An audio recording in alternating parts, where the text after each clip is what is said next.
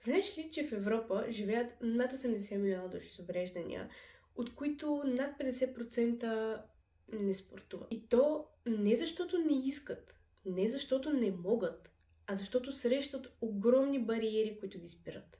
Много хора обаче дори не знаят, че има адаптирани спортове, които могат да практикуват.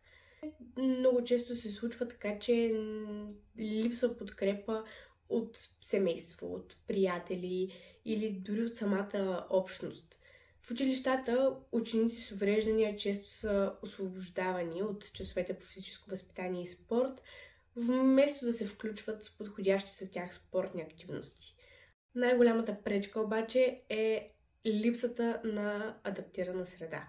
Огромна част от спортните зали, стадионите и басейните в България не са достъпни за хората с физически увреждания. Липсват рампи, специализирани екипировки и треньори, обучени да работят с параспортисти. Но всичко това може да се промени. Решението е да направим спорта достъпен за всички. Това означава да се инвестират средства в спортни бази и адаптирана екипировка, да се обучат треньори, които да работят с спортисти с увреждания и да се създадат повече клубове за масов и професионален спорт.